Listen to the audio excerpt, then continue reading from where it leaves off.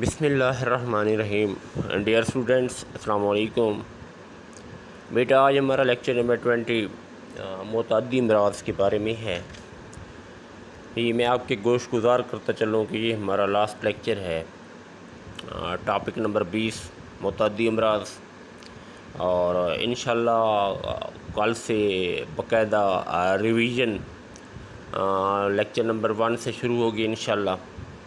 تو جو بچوں لیکچر نہیں سن سکے تو وہ آپ توجہ کے ساتھ سنیں۔ تو بیٹا آج کا جو ہمارا کویسچن ہے، متعدی امراض سے کیا مراد ہے، ان کے پھیلنے کے اسباب اور حفاظتی تدابیر تحریر کریں۔ سب سے پہلے متعدی امراض ہیں کیا؟ ایسے وائرس یا جراثیمی امراض جو کسی مریض یا کسی دوسرے مختلف ذرائع سے کسی دوسرے تندرست فرد کو لگ جائیں، اسے متعدی یا چھوتی امراض کہتے ہیں۔ متعدی سے ہٹ کر چھوتی امراض کا آپ نے لفظ سنا ہوگا، تو بیٹا متعدی امراض بھی وہی امراض ہوتے ہیں جو ایک مریض سے دوسرے تندرست آدمی کو وہی بیماری چمٹ جائے، وہ چھوتی مرض کہلاتا ہے۔ میں دوبارہ ریپیٹ کر رہا ہوں، ایسے وائرس یا جراثیمی امراض جو کسی مریض سے، جو کسی متاثرہ فرد سے یا کسی دوسرے مختلف ذرائع سے، اب دوسرے مختلف ذرائع بیٹا کون سے ہو سکتے ہیں؟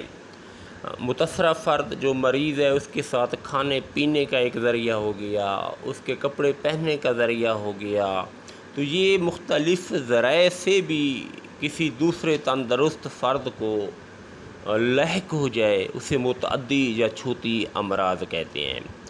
متعدی امراض مختلف ذرائع سے پھیلتے ہیں، ان کے مختلف ذرائع ہیں بیٹا۔ متعدی امراض کے جراثیم جسم میں داخل ہو کر زہریلے مادے ٹاکسن پیدا کرتے ہیں۔ ٹھیک ہے، یہ شارٹ کویسچن کے حوالے سے بہت اہم بات ہے، آپ اس کو پک کریں کہ متعدی امراض کے جسم میں داخل ہو کر جو زہریلا مادہ پیدا ہوتا ہے اس کا کیا نام ہے؟ ٹاکسن۔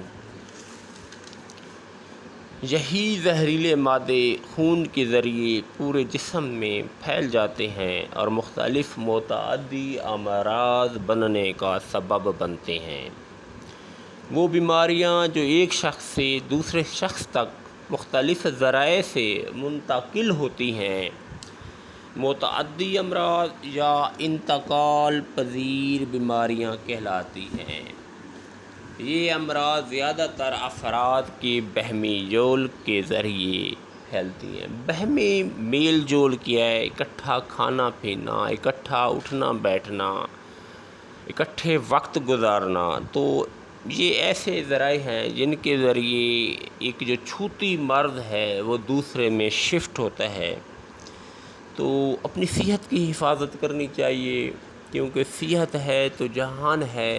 ایسے افراد سے بچنا چاہیے، یہ کوئی گناہ نہیں ہے، بلکہ یہ ہمارے ایک اپنے جسم کا فرض ہے کہ ہم نے اپنے جسم کو فٹ رکھنا ہے۔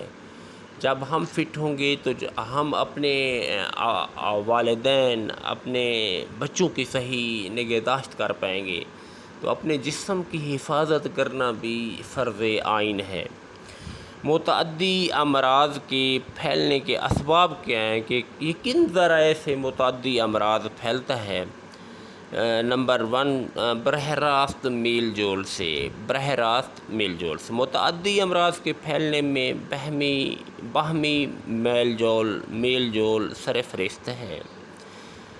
مریض کے ساتھ براہ راست میل جول سے اس بیماری کے جراثیم ایک تندرست انسانی جسم میں داخل ہو جاتے ہیں۔ بیٹا یہ عام سی بات ہے، یہ عام سی بات ہے، اس کو زیادہ ایکسپلینیشن کی ضرورت نہیں ہے کہ یہ کس طرح دوسرے آدمی میں شفٹ ہوتے ہیں، کہ جب ہم اس متاثرہ فرد کے ساتھ زیادہ اٹھتے ہیں، زیادہ بیٹھتے ہیں، اس کے ساتھ کھانا پینا شیئر کرتے ہیں، تو پھر وہی مرض ہمارے جسم میں شفٹ ہو جاتا ہے۔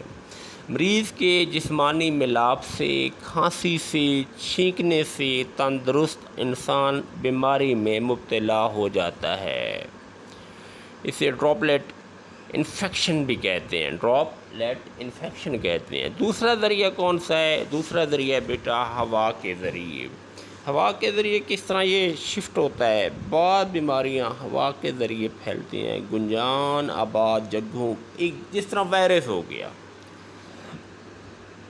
گنجان آباد جگہوں، سینموں، لاری اڈا اور کم ہوادار گھروں میں رہنے والے مریض کے تھوکنے سے یا کھانسی سے جو رطوبتیں ناک یا بلغم کے ذریعے خارج کرتا ہے، جراثیم کے علاوہ گرد و غبار بھی شامل ہو جاتا ہے اور ماحول کو جراثیم آلودہ کر دیتے ہیں۔ جو ہی ایسی فضا میں تندرست آدمی سانس لیتا ہے تو ہوا کے ذریعے یہ جراثیم اس کے جسم میں منتقل ہو جاتے ہیں، داخل ہو جاتے ہیں اور وہ بیماری میں مبتلا ہو جاتا ہے۔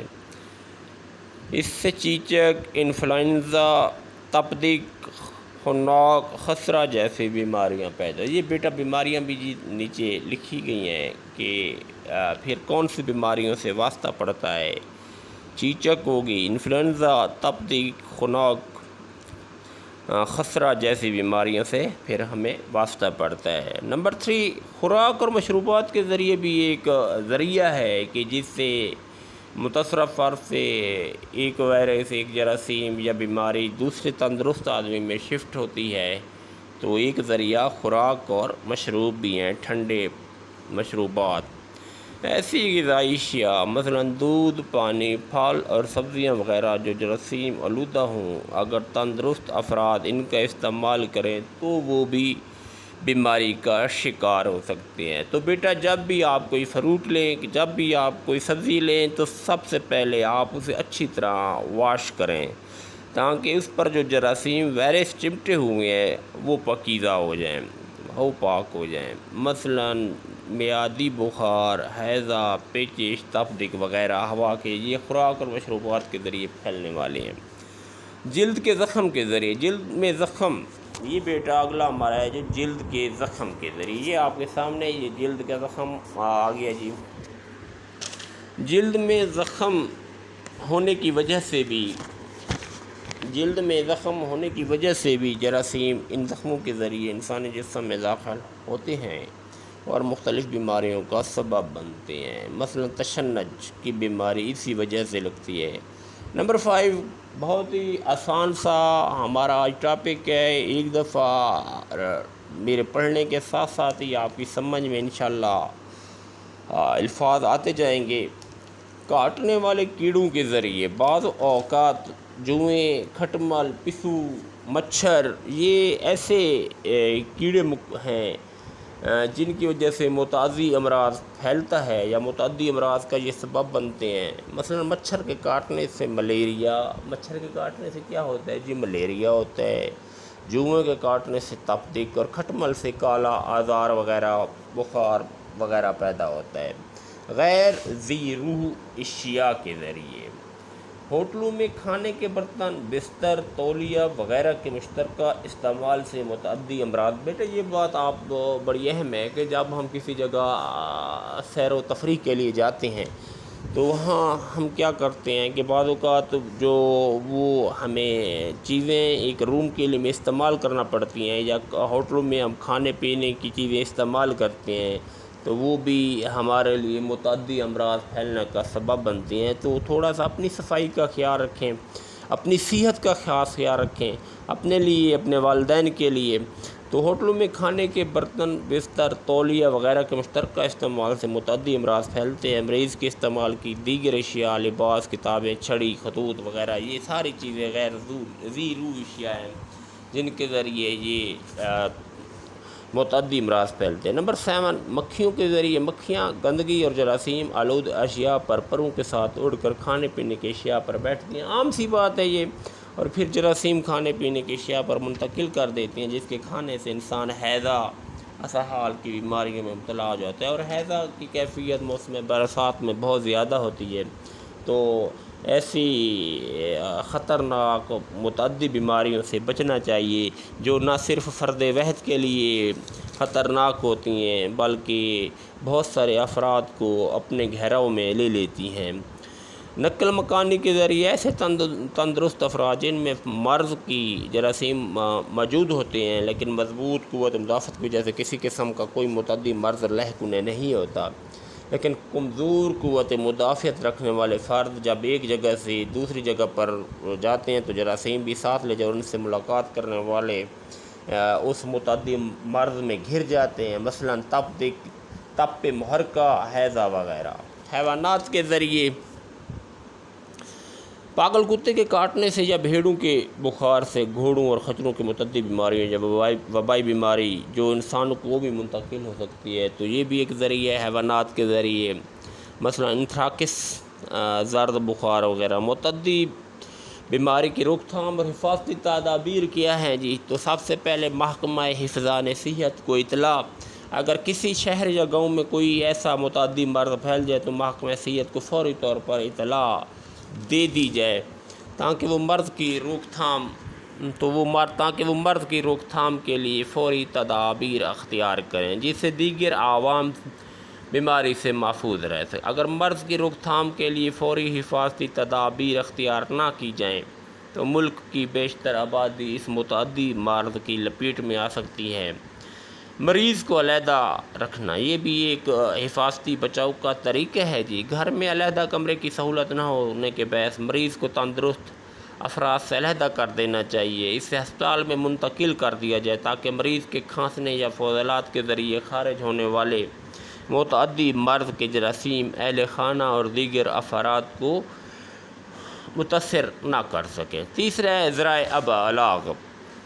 متعدی بیماری کے پھیلنے کے زمانے میں وزارت صحت کا فرض ہے کہ اپنے ملک کی عوام کو مختلف زبانوں میں بیماری سے بچنے کے لیے ٹیلی ویژن، ریڈیو، اخبارات وغیرہ کے ذریعے قوانین حفظان صحت کی تعلیم دیں اور عوام کو معلومات بہم پہنچائیں۔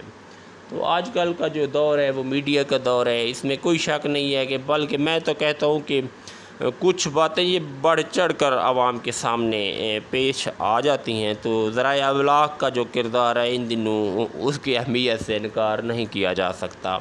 انفرادی حفظان صحت۔ متعدی امراض کی روک تھام کے لیے سب سے اہم قدم فرد کی ذاتی صفائی ہے۔ حفظان صحت کے اصولوں پر عمل کرتے ہوئے متعدی امراض کو بہت حد تک روکا جا سکتا ہے۔ حفظان صحت کے اصولوں پر سختی سے عمل کرنا، مثلاً ہاتھوں کی صفائی، بالوں کی صفائی، جلد کی صفائی، دانتوں کی صفائی، کانوں اور لباس کی صفائی۔ اس کے علاوہ گھر میں باورچی خانہ، بہتر کمرے، فرش، غسل خانے، نالیاں انفرادی حفظان صحت کی ضامن ہیں، مگر افسوس کے ساتھ کہنا پڑ رہا ہے کہ ہم پاکستانی ہمارے معاشرے میں صفائی نہیں ہے، ہم صفائی پسند نہیں ہیں، اپنے محلے کی صفائی نہیں رکھتے، اپنی گلی کی صفائی نہیں رکھتے، اپنے گھر کی ہی صفائی نہیں۔ بیٹا یہ ہمارا فرض ہے، جب ہم اپنے آپ کو صاف رکھیں گے، اپنے گھر کو صاف رکھیں گے، اپنے محلے کو صاف رکھیں گے، اپنی گلیوں کو صاف رکھیں گے تو ہم بیماریوں سے دور رہیں گے۔ صفائی نصف ایمان ہے، اس میں کوئی شرم والی بات نہیں ہونی چاہیے۔ نمبر 5، قرنطینہ۔ قرنطینہ کسی متعدی بیماری سے متاثرہ افراد کو علیحدہ رکھنا۔ اب کرونا میں مختلف قرنطینہ سینٹر بنائے گئے، آپ سب جانتے ہوں گے کہ قرنطینہ کیا ہے۔ جہاں متعدی بیماری پھیلی ہو وہاں کے تندرست لوگوں کو اس آبادی سے علیحدہ کر دینا چاہیے۔ تندرست لوگوں کا متاثرہ لوگوں سے میل جول اس وقت تک بند رکھا جائے جب تک اس بیماری کے جراثیم پھیلنے سے ختم نہ ہو جائیں۔ نمبر 6، ٹیکہ لگانا۔ جب کسی شہر میں کوئی متعدی مرض پھوٹ جائے آ جائے تو فوری طور پر محکمہ صحت لوگوں کو انسدادی ٹیکے لگانے کی مہم چلائے تاکہ عوام میں ایسی بیماری کے خلاف قوت مدافعت پیدا ہو سکے اور وہ ان سے محفوظ رہ سکیں۔ تو بیٹا یہ ہمارا آج بالکل مختصر سا اور آسان سا، بہت آسان سا ٹاپک متعدی امراض کے بارے میں تھا۔ ایسی بیماری جو ایک فرد سے دوسرے فرد میں شفٹ ہو جائے اسے متعدی مرض کہتے ہیں، چھوٹی مرض کہتے ہیں۔ میں دوبارہ کہہ رہا ہوں کہ ایسا مرض جو ایک مریض سے دوسرے تندرست آدمی میں لاحق ہو جائے اسے متعدی مرض کہتے ہیں۔ تو آج کا جو ہمارا لیکچر تھا متعدی مرض کے بارے میں وہ اختتام پذیر ہوتا ہے۔ انشاءاللہ اگلے لیکچر میں ملاقات ہوگی، لیکن لیکچر کا اختتام کرنے سے پہلے بیٹا ہمیشہ کی طرح میں ایک دعا اور نصیحت کرنا چاہوں گا۔ بیٹا اللہ پاک آپ کو اپنی پڑھائی میں کامیابی عطا فرمائے، آپ کامیابی کے زینے طے کرتے جائیں۔ نصیحت یہ کہ بیٹا ہمیشہ اپنے والدین، اساتذہ، اپنے بوڑھے لوگوں کا، اپنے والدین کا احترام کریں، اللہ پاک آپ کو اجر عطا فرمائے گا۔ اللہ حافظ۔